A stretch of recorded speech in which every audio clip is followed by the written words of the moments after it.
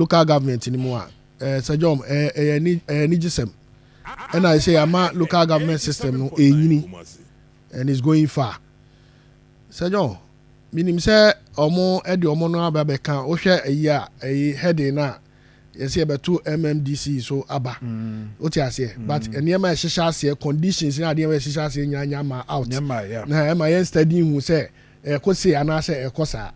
Notwithstanding, you say assembly Shishi, presiding members, you read, oh, some reforms when you also accommodate presiding members, the at the count. Presiding members election, simple majority. Sanya money also we change now to test and yeah et you could say assemblies be up to now or more presiding members in Thomas Abba areas of Adansia Squad any other areas be or up to now that's so now and if you don't have a presiding member what happens it reforms here more day bay that a good news because you need to be accountable to your people omonako di line so akoto abama and you be na appointed eti what you want now here adwuma bia also who say omo to abade man wan akotra no the same people can also come bring omo there omo to bring you down eti wo here adwuma wani da ho nanya me se asem bia ni so eti ade na omo eba ne there say that Sir John is a welcome news to us meaning say assembly members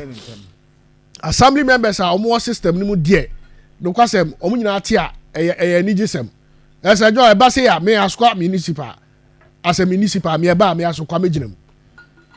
Me mejinem. Because I've served and served well since KME to now. Me got 20 years.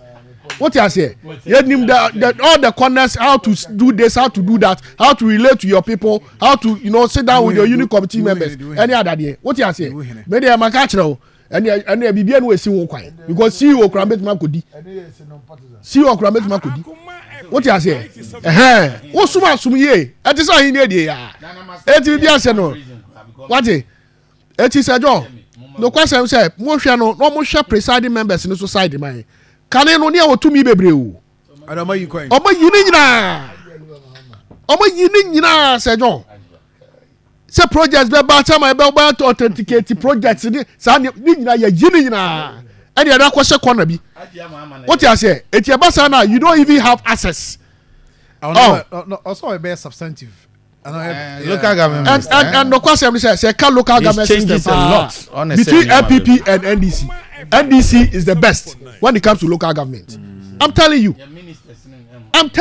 Say Resika Omode ba a friend say a deba assemblies no. Say if I put to you LPP times people sit in Accra and award contracts. Even yes, you come off and cry ma.